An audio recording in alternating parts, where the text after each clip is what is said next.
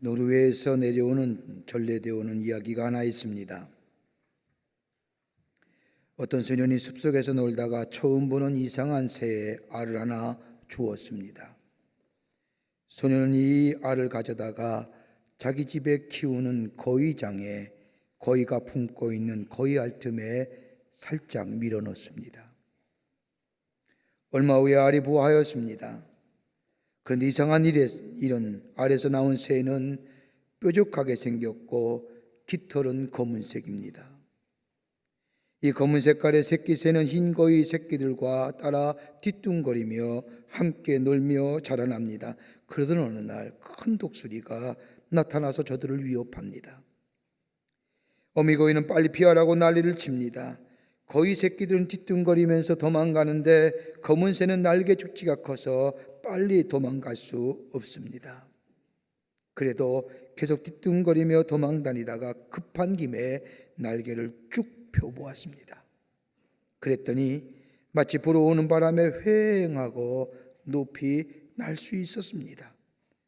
그 새는 독수리 새끼였던 겁니다. 독수리였으나 거위 속에서 거위처럼 살았던 겁니다.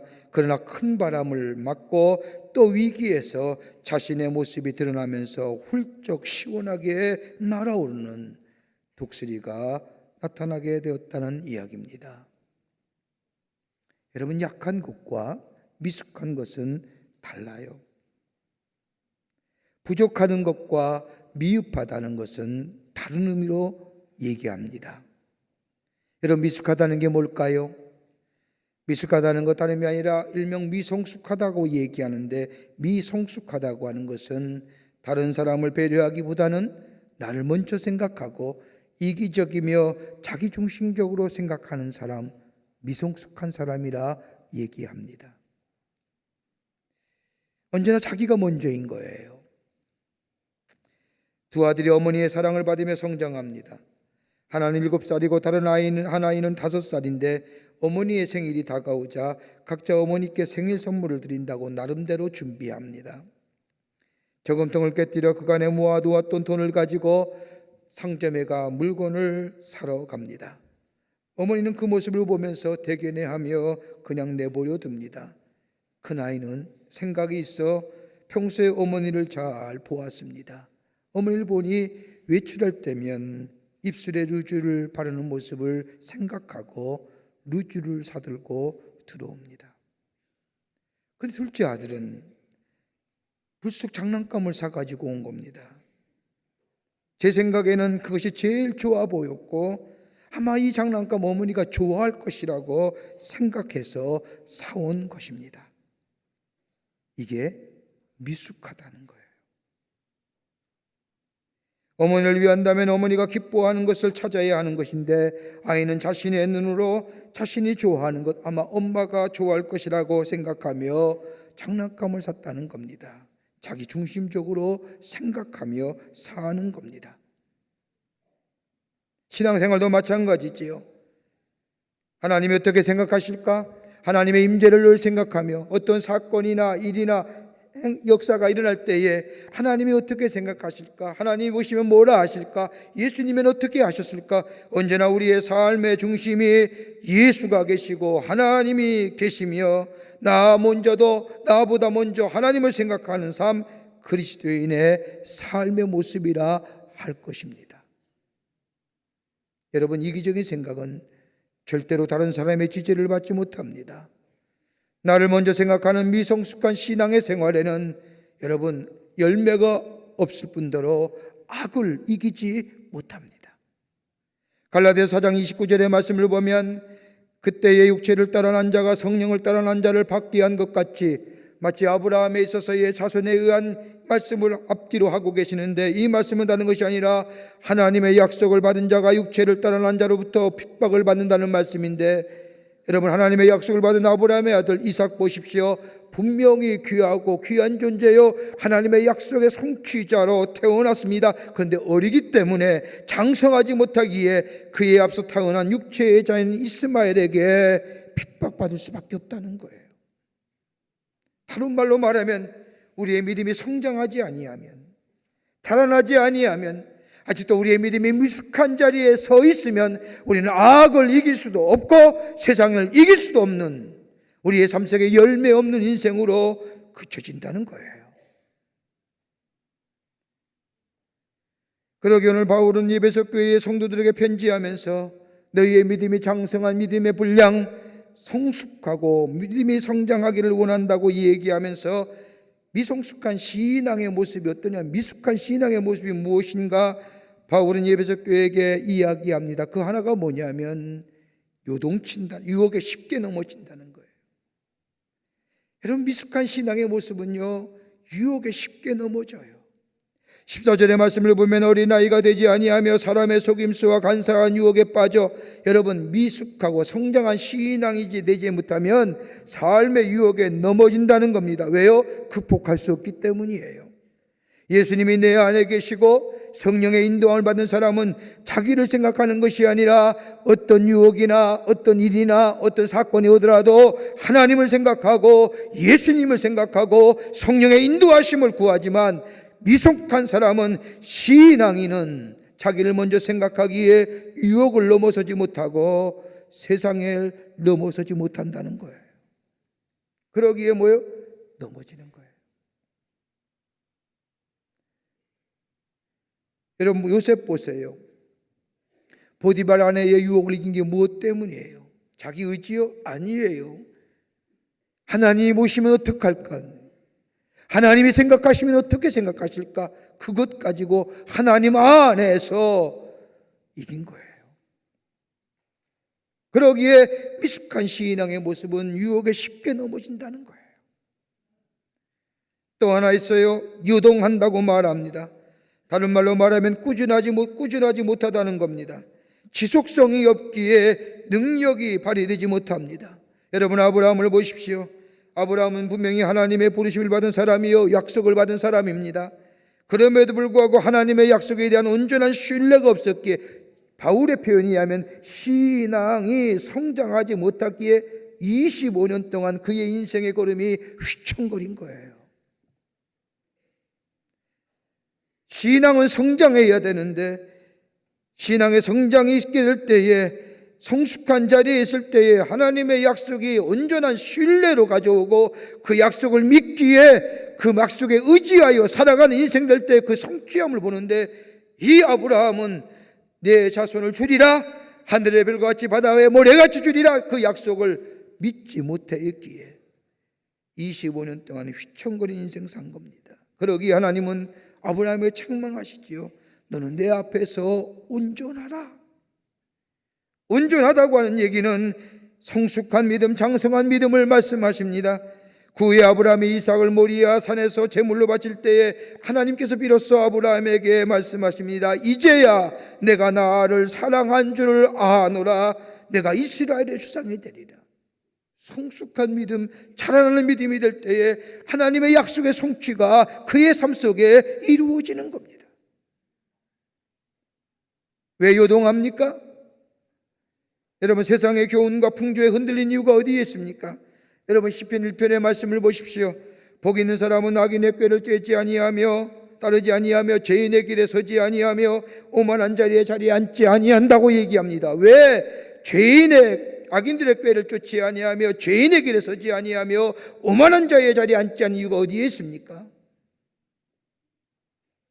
하나님이 내게 주신 은혜가 귀하기에, 하나님이 나에게 계획하신 좋은 미래가 내 아래 있기에, 악인들이나 죄인들이나 오만한 자들의 괴악과 모임과 수군거림과 거기에 요동치 있지 않는다는 겁니다. 내게 주신 은혜가 귀하고 하나님이 내게 좋은 미래, 좋은 장래를 준비해 주실 줄 믿기에 우리는 그 자리에 들어가지 않는 겁니다. 이게 성숙한 믿음의 자리입니다.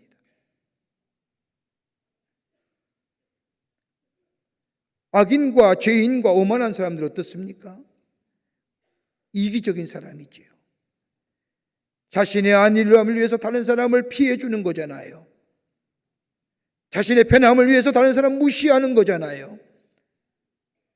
내가 좀 나아 보기 위해서 다른 사람을 우습게 하는 거잖아요.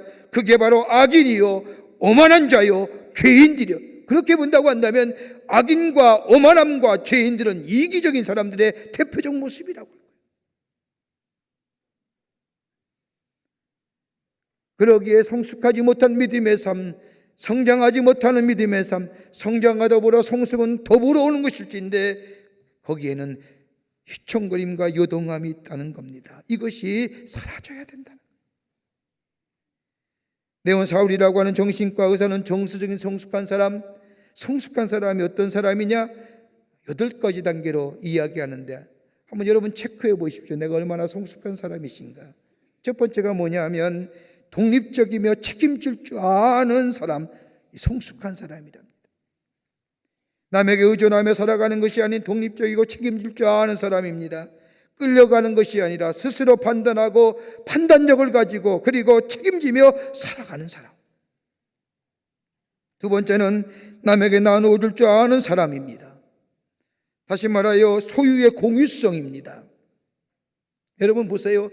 내가 땀 흘려 일했지요. 열매입니다.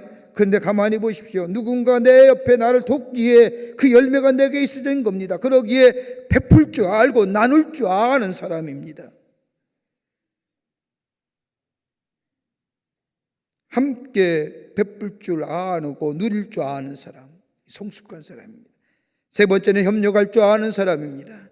도움을 주고 도움을 받는 것이 우리네 인생입니다. 그러기에 새로운 미래의 시대는 관계성의 시대라고 얘기합니다. 여러분, 우리는 도움을 주고 도움을 받는 존재입니다. 나 혼자 살 수 없습니다. 그러기에 함께 협력할 줄 아는 사람, 성숙한 사람입니다. 네 번째는 자기 양심과 좋아하며 느낌과 행동을 조절할 줄 아는 사람, 감정에 끌려 살지 않습니다. 느낌에 끌려 살지 않습니다. 적어도 하지 말아야 할 말, 해야 할 말 압니다. 하지 말아야 할 말을 불쑥 해버리고 거친 행동을 하며 그것으로 인하여 일생을 후회하며 살아가는 사람, 미성숙한 사람입니다. 다섯 번째, 분노와 적개심을 구별할 줄 아는 사람입니다. 내 안에 있는 분노가 내 사사로운 감정이냐, 아니면 내 안에 있는 그 분노가 공의와 정의에 대한 분노이냐, 이거 구별할 줄 아는 사람입니다. 여섯 번째는 현실을 파악하고 그 미래적 의미를 아는 사람, 성숙한 사람이라는 겁니다. 지금 해당하는 현실과 지금 해당하는 어려움을 바르게 판단하며 그 의미를 깨닫고 미래를 준비할 줄 아는 사람, 성숙한 사람입니다. 일곱 번째는 육체의 본능으로 살아가는 것이 아니라 육체와 정신의 조화를 이루며 사는 겁니다. 여덟 번째는 융통성과 적응성이 있는 사람입니다.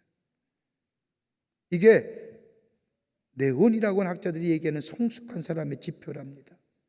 여러분 몇 가지에 속하십니까? 근데 성서는 이렇게 얘기하지 않아요. 성서의 우선순위는 하나님과 나와의 믿음의 관계가 잘 되어 있느냐, 그리고 그 믿음의 관계 속에서 내 삶의 신앙의 모습이 드러나느냐, 거기에 멈춰주는 것이 아니라 하나님의 말씀과 기도 속에서 내 믿음이 하나님과의 나와의 관계가 더 나아가 내 삶의 신앙의 관계가 성장하느냐, 그럴 때에 우리의 삶 속에 성숙함의 역사를 통하여 하나님의 약속의 성취가 이루어진다는 거예요. 여러분, 네온이 얘기했던 이 8가지는요, 하나님과 나와의 관계가 잘 돼 있느냐, 이게 문초예요. 오늘 바울은 저 에베소 교회 성도들에게 이제는 어린아이 같은 신앙이 아니라 장성한 믿음의 분량이 되십시오. 그리스도의 장성한 믿음의 분량에 충만한 데까지 이르십시오 라고 권면하며 성숙한 믿음의 삶을 통하여 얻어지는 귀한 역사를 말씀해 주고 있는데, 우리 올해 우리 모든 교우들이 장성한 믿음의 분량, 성숙한 믿음의 소유자 되기를 간절히 소망합니다. 어떻게 해야 되느냐? 첫째로 오늘 성경이 이렇게 얘기합니다. 하나님은 분명한 방향성과 목적성이 있어야 한다는 거예요. 오늘 13절 말씀을 보십시오. 우리가 하나님의 아들을 믿는 것과 아는 일에 하나가 되어 온전한 사람을 이루어 그리스도의 장성한 분량이 충만한 데까지 이르리니. 여러분, 믿음의 종착점이 어디예요? 여기 오늘 믿음의 종착점을 얘기합니다. 그리스도의 장성한 분량이 충만한 데 이르는 것이 우리의 믿음의 종착점입니다. 혹자는 믿음을 믿는다고 하면서도 하나님의 축복이, 하나님의 은혜가 내 삶 속에 풍부해져 다른 사람과 잘 살고 다른 사람과 구별되어 이것이 믿음의 모습이라고 얘기하는데, 성경은 절대로 그것을 믿음의 모습이라 얘기하지 않습니다. 뭐라고요? 오늘 성경 말씀을 보면 그리스도의 장성한 분량이 충만한 데까지 이르는 것이 우리의 믿음의 종착점이라는 겁니다. 그건 어디예요? 하나님만이 하시는 거예요. 끊임없이 예수 안에서 말씀과 기도의 삶이 이루어져야 된다는 겁니다. 하나님의 말씀이 내 안에 있어 내 심령을 비춰주며 하나님과 나와의 깊은 영적인 교제인 기도 속에, 이 말씀과 기도 속에 우리의 삶이 있게 될 때 나도 모르는 사이에 그리스도의 장성한 분량에 충만한 데 이르기까지의 삶이 된다는 겁니다. 이것을 가리켜서 성경은 신학적인 용어로 성화라고 얘기하는 겁니다. 그러기에 성숙한 믿음의 사람은 믿음의 분명한 방향성과 목적성이 있는 사람입니다. 여러분, 나무를 보십시오. 뿌리가 든든히 뿌리박고 있을 때에 성장이 이루어집니다. 뿌리가 흔들리게 되면 바른 성장을 가져오지 못하시 우리의 삶의 궤도가, 삶의 방향성과 목적성이 자꾸만 수정되고 자꾸만 왔다 갔다 하면 그 속엔 열매가 맺어지지 않습니다. 한번 심어 놓았으면 기다릴 줄 아는 것처럼 우리의 인생의 바른 방향성과 목적성이 밤게 정해졌다면 그것을 위해서 끊임없이 꾸준히 지속성을 가지고 나아가게 될 때에 그 믿음이 성장하며 거기에 열매가 맺어지며 그 열매는 하나님의 약속의 성취라는 겁니다. 여러분, 우리가 흔히 말하는 인생에 성공한 사람들 가만히 보세요. 많은 사람에게 존경받고 존귀함 받는 사람 보면 딱 하나예요. 하물물만 팠어요. 전공도 바꾸지 않아요. 생각도 바꾸지 않아요. 우직스럽게 한번 시작한 것을 일생으로 사는 사람, 이런 사람들이 존귀함을 받아요. 그러기에 신앙생활의 목표는 다른 거 아니에요. 우리의 신앙의 성숙한 모습은 그리스도의 장성한 분량에 충만한 데까지 이르는 것. 이것이 우리의 삶의 모양, 우리의 믿음의 방향성과 목적성이 될 때에 우리의 삶 속에 약속의 성취가 되는 거예요. 우리의 심령이 예수께 우리의 인생의 다이얼을 맞춰가는 거예요. 제 친구 목사 가운데 미국 목사 친구가 한번 만나서 얘기하는 가운데 좋은 말씀을 해줘서 제가 참 교훈을 얻었어요. 이 친구 목사가 플로리다에서 목회하는데 한 번은 플로리다를 이렇게 복잡한 내거리에서 신호등이 커져 자동차들이 멈추어서 파란불대기를 기다리고 있는데 웬 청년이 이어폰을 끼더니 그 노랫소리, 아마도 노래인 것 같더라는 거예요. 노랫소리에 들썩거리며 차도로 들어오더라는 거예요. 차들은 파란불이 되어 신호가 바뀌기를 기다리고 있는데 이 청년은 그것도 모르는 사이에 뭐의 흥에 취했는지 어깨를 들썩거리며 이어폰을 끼고 그 차들이 기다리는 그 차도 속에 이렇게 들어왔다는 거예요. 근데 파란불이 팍 바뀌었어요. 자동차에 너도가 놓았는데 이 청년 때문에 가지를 못해요. 빵빵을 거리는데 이 청년 듣지도 못하는 거예요. 그래서 음악 소리에 취해서 그 음악 소리가 얼마나 큰지 취해가지고 흑성흑성거리는 바람에 파란불이 바뀐 것도 모르고 자동차의 경적 소리도 모르는 거예요. 그때 한 운전사가 차를 타고 가다가 그 자리에 세워가지고 문을 열고 나오더니 그 청년이 이어폰을 그냥 확 빼버렸대요. 그 음악 소리가 얼마나 큰지 그 도로변에 꽉 울리던데 그제서 이 청년이 자기 있는 위치를 알고 가만히 보니까 차들이 가운데 있는 차도에 있고 차들이 가려고 그러는데 빵빵거리고 사람들이 손가락질하며 야하고 소리치는 모습을 보면서 그제서야 자기가 있는 것을 느끼고 인도로 나와서 도망쳐갔다는 거예요. 그러면서 이 친구 목사님이 그런 얘기예요. 어디에 우리의 인생이 맞추어 살고 있느냐. 여러분, 인생 음악에 맞추어 사는 사람, 즉 세상의 교훈의 다이얼을 맞추고 사는 사람, 자신에게는 유익함이 있는지 모르지만 불행한 삶으로 끝날 수 있는 거예요. 오늘 바울은 에베소 교회 성도들에게 신앙의 성장, 하나님의 약속의 성취 열매 맺는 것은 다름이 아니라 그리스도의 장성한 분량에 이르는데 충만할 때까지, 다시 말하여 예수께 다이아를 마치고 예수를 모시고 살며 그 예수의 믿음의 모습으로 다가가는 것이 우리의 신앙의 방향과 목적성이라 생각하고 달려가는 인생, 거기에 말씀과 기도가 있는 인생들 때, 거기에 우리의 믿음이 장성한 성숙한 믿음이 되며 그로 인하여 하나님의 약속의 성취를 누리는 복된 삶이 될 줄 믿습니다. 두 번째로 오늘 성경 말씀은 또 하나의 귀한 교훈을 해주십니다. 믿는 것과 아는 것이 하나 되어야 됩니다. 13절 말씀을 보십시오. 하나님의 아들을 믿는 것과 아는 일에 하나 되어, 여기 귀한 말씀이에요. 믿는 것과 아는 것이 하나 되면 어떤 사람이 온전한 사람 된다는 거예요. 여러분, 믿는 것과 아는 것이 하나 되어야 됩니다. 믿는 것과 아는 것이 따르면 뭐가 돼요? 미신이에요. 믿는 것과 아는 것, 여기 안다는 것은 히브리어로 야다라고 얘기하는데 경험되어지는 거예요. 믿는 바대로 내 삶 속에 경험되어질 때 뭐가 돼요? 그것이 세계관이 되고 그것이 가치관이 되는 거예요. 하나님을 믿는다고 하는 것과 믿음이라는 것과 내 삶 속에 아는 것, 신앙이라 표현할 수 있겠지요. 이게 하나가 되면 우리의 신앙적 가치관, 기독교적인 세계관이 생기는 거예요. 그렇게 아는 것과 믿는 것이 하나 되지 않으면 뭐가 돼요? 미신이에요. 우리가 하나님을 믿어요. 하나님은 전능하신 하나님이고 의로우신 하나님이고 능력 이루시는 하나님이고 그 하나님이 나의 하나님 된 줄 믿습니다 라고 고백해요. 그러면 삶에서 그대로 그 믿음대로 살아야 아는 거예요. 그렇게 말로는 고백하고 믿지만 삶에 어려움이 있고 문제가 생기면 뭐예요? 하나님의 전능하심, 하나님의 능력 있으심을 까마득하게 잃어버리고 인간의 것들만 인간의 방법으로 찾아다니니,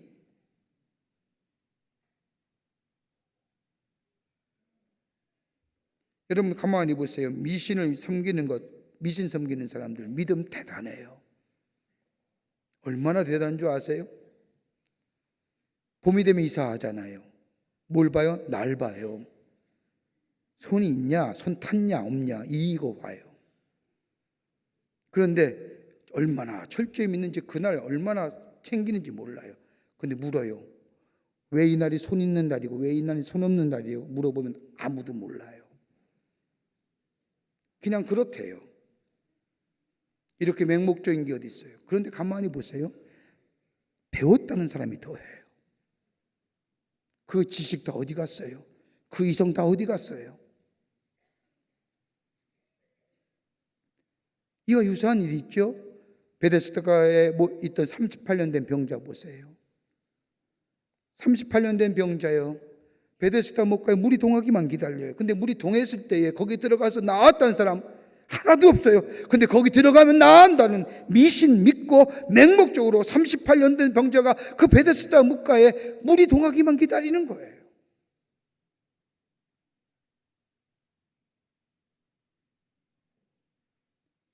여러분 보세요. 믿음이 있는데 지식 없으면 뭐 되는 줄 아세요? 미신이에요. 지식은 있는데 믿음이 없으면 뭐가요? 철학이에요. 믿는 것과 하나 되면 여기 능력이 일어나는 거예요. 이걸 가리켜서 뭐라고 얘기해요? 신앙적 의지가 생깁니다. 내가 믿는 것과 아는 것이 내 안에 하나 될 때에 역사가 일어나는데 그 역사를 일으키게 하는 것이 능력인데 그 능력은 뭐예요? 신앙적 의지 가운데 이루어져. 왜 역사가 일어나요? 믿긴 믿되 아는 것이 모르기 때문에. 혹 알긴 한데 믿는 이유를 모르기 때문이에요.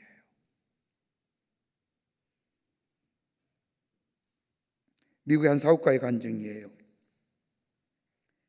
그건 예수 안 믿는 사람인데 한 번은 서부 어떤 도시를 여행하다가 호텔을 잡으려고 하는데 여행객이 너무 많아서 방을 구할 수가 없는 겁니다. 그래서 힐튼 호텔 같은 데 가면 비싼 방은 있을 거라고 생각했는데 가도 없는 겁니다. 이제 어디서 자야 할까 난처하고 난감해 하실 때 어떤 시사가 그때 와서 말을 해줍니다. 선생님, 제 방에 방이 두 개 있는데 2인실이라 침대가 하나 남습니다. 같이 주무실 수 있습니까? 급한 김에 이 사람은 고마워하며 그 신사와 함께 방에 들어갔습니다. 막 잠자리에 들려고 하는데 그 신사가 이 사람에게 얘기합니다. 먼저 주무세요. 저는 조금 있다 잘게요. 할 일이 좀 있어서요. 불을 꺼드릴게요 라고 하며 불을 꺼주었습니다. 그는 속으로 저 사람이 어두운 데서 도대체 무슨 일을 하려 하냐 자는 척하며 신경을 곤두세우고 그 사람의 일거수일투족을 봅니다. 이 신사는 침대 앞에서 무릎을 꿇고 기도하는 겁니다. 그는 자는데 방해가 되지 않도록 소리를 사기며 조용히 기도하는 그 신사의 기도를 들으면서 마치 병상에서 신음하는 환자의 소리와도 같다고 생각했습니다. 그리고 생각하기를 저 사람은 예수쟁이거나 아니면 좀 이상한 사람일 거다라고 생각합니다. 그리고 또 아니면 아마 인생에 절박한 문제가 있을 거야. 그렇게 생각하면서 잠이 들었습니다. 다음 날 아침입니다. 일어나자마자 그 신사에게 묻습니다. 예수 믿는 사람인가 보죠? 기도할 문제가 많았습니까? 라고 묻자 예, 너무너무 문제가 많습니다. 아니 무슨 문제입니까? 그러자 이 신사가 나라 문제입니다. 무슨 나라 문제라니요?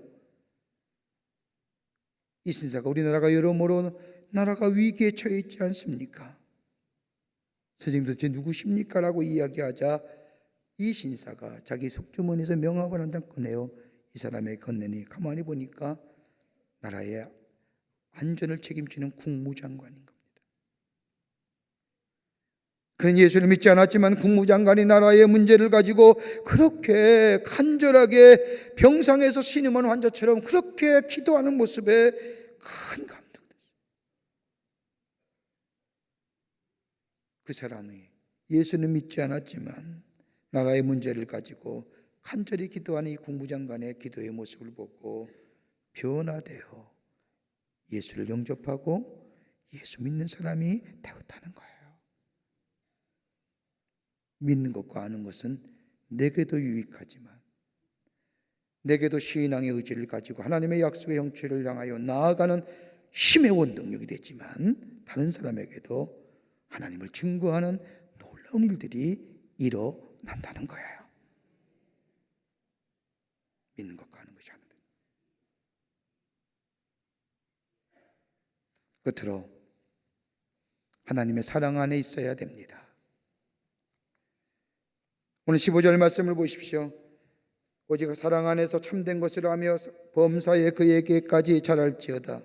하나님의 사랑 안에서 사랑을 깨닫고 사랑을 행하고 사랑을 느끼며 사랑을 전하는 이게 바로 성숙한 믿음의 자리에 들어가는 길이랍니다. 여러분, 하나님의 사랑이 어떤 사랑이에요? 우리가 그 사랑을 느끼고 사시는지요? 여러분, 하나님이 우리를 어떻게 사랑하셨어요? 하나님의 아들 예수 그리스도를 이 땅에 보내주셔서 우리의 죄를 위하여 십자가에서 화목제물로 대속의 제물로 죽게 하셨지요. 그때 우리가 다 죄로 죽었어요. 그를 믿는 자마다 우리의 죄가 사라졌어요. 그리고 예수님이 사망과 죽음의 권세를 짓고 3일 만에 부활하심으로 우리 또한 새로운 생명, 새로운 존재가 되어졌어요. 그러기에 이전 것은 지나갔으니 보라 새 것이 되었다고 고백할 수 있는 거예요. 그 사랑이 얼마나 귀한 사랑이에요. 나 같은 사람들 허물과 죄투성이고 실수투성이고 꼬부라진 우리의 삶의 모습, 그럼에도 불구하고 나를 사랑하시고 나를 지키시고 나를 구원해 주신 그 하나님의 사랑, 여러분 사랑 받지 못한 게 아니지요? 사랑 깨닫지 못하기에 사랑받지 못했다고 얘기하잖아요. 그 사랑을 느끼지 못하기에 나는 사랑에서 제외된 사람이라 얘기하잖아요. 여러분 사랑 먹고 살고 사랑 먹고 성장하며 사랑으로 우리가 성숙게 되는데 그 하나님의 사랑이 내게 있었는데도 내가 깨닫지 못하고 알지 못하기에 그 사랑 안에서 제외된 자라고 생각하기에 우리의 믿음이 아직도 미성숙한 자리인 거예요. 사랑받지 못한 게 아닙니다. 사랑받지 못했다고 얘기하지 마세요. 깨닫지 못해서 받지 못한 거라고 생각하는 거지요. 다시금 하나님의 사랑 안에 거하라는 거예요. 사순절 보내고 있어요. 예수 그리스도의 십자가의 놀라운 사랑을 다시 한번 경험하며 그 사랑 안에 거하는 자, 그 사랑이 얼마나 큰지, 그 사랑이 얼마나 귀한지, 그 사랑이 얼마나 고마운지 깨닫고 그 안에 거하는 자, 우리의 믿음이 성숙되어져 가는. 여기에 뭐가 있어요? 진실함이 생기는 거예요. 여기에 참됨이 생기는 거예요. 누가 뭐라 해도 진실함이 생기며 참됨이 생기며, 그러기에 우리의 믿음이 그리스도께 자라는. 1968년에 조용한 일이지만 하나의 위대한 일이 있었습니다. 2차 세계대전 당시에 나치 독일이 유대인 600만을 죽였습니다. 다 아는 사실입니다. 이 학살의 원흉인 누구냐면 아히만이라는 사람입니다. 전쟁이 끝난 후에 아히만을 잡기 위해서 노력했지만 잡지 못했습니다. 그러던 어느 날 저 남미에 숨어있던 아히만을 잡아서 국제사법재판소에 세워 재판을 통해서 사형을 언도합니다. 사형 집행이 얼마 남지 않았습니다. 그런데 갑자기 유대인들 중심으로 아히만의 석방운동이 일어납니다. 아히만을 살려야 됩니다. 아히만을 석방해야 됩니다.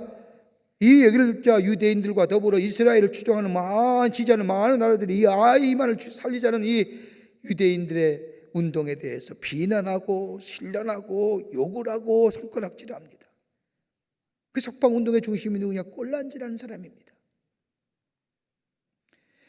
아히만의 석방운동을 계속해 나가자 한 신문 기자가 찾아와 꼴란지에게 묻습니다. 왜 아히만을 석방해야 됩니까? 왜 석방운동을 일으킵니까? 라고 이야기하자 이 꼴란지가 조목조목 몇 가지 이유를 들어서 얘기합니다. 하나는 뭐냐?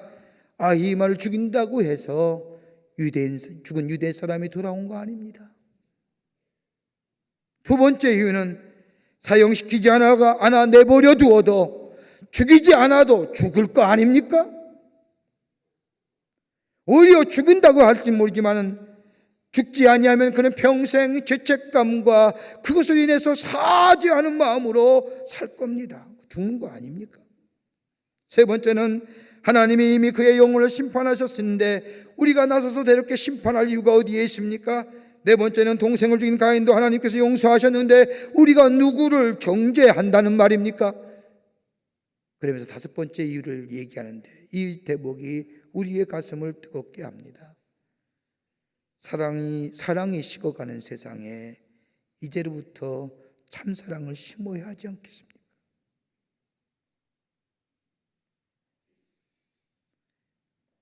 하나님이 나를 사랑하셨고 나를 새롭게 하셨으니 이제는 사랑 안에서 뭐예요? 참된 것하며 누구에게 자라요? 그리스도에게 자랄지니라. 이게 하나님의 약속의 성취를 이룬 삶이라. 지혜의 왕이라고 불려졌던 솔로몬이 죽기 전에 나이가 들어 죽을 때가 임박했을 때에 하나님 앞에 기도합니다. 두 가지의 소원을 하나님께 아뢰죠. 하나님, 내 마음에 거짓말하지 않게 하여 주시고 참된 것 주시고, 하나님, 나를 깨끗한 진실을 찾게 하여 주시옵소서. 어떤 믿음 되기를 원하십니까? 오늘 성경은 우리에게 말씀합니다. 하나님의 사랑 안에서 깨닫고 사랑 안에서 거하여 참된 것하며 그리스도께 자라는 자, 하나님께서 우리에게 약속하신 약속의 성취를 허락해 주신다 약속하십니다. 성장하십시다. 좀 성숙한 믿음이 되십시다. 분명한 믿음의 방향성과 목적성을 가지고 하나님 사랑 안에서 아는 것과 믿는 것과 아는 것이 하나 된 인생 되어 주의 주신 약속의 성취를 누리며 하나님을 증거하는 여러분과 저와 되시기를 주의 이름으로 축원합니다. 하나님 감사합니다. 사랑해 주시고 자녀 삼으심에 감사합니다. 이제는 우리의 믿음이 어린아이 같은 믿음이 아니라 장성한 분량의 믿음 되게 하여 주시고, 그러기 위해서는 아버지 하나님의 말씀대로 우리의 믿음의 방향과 목적성이 분명히 세워지게 하여 주시며 믿는 것과 아는 것이 하나 되게 하시고 우리 하나님의 사랑 안에서 참된 것 하는 잠 되어 우리의 믿음이 성숙한 믿음 되어 하나님의 약속의 성취를 누리며 사는 복된 삶으로, 하나님의 백성의 삶으로 삼아 주시옵소서. 감사하오며 예수님의 이름으로 기도하옵나이다. 아멘.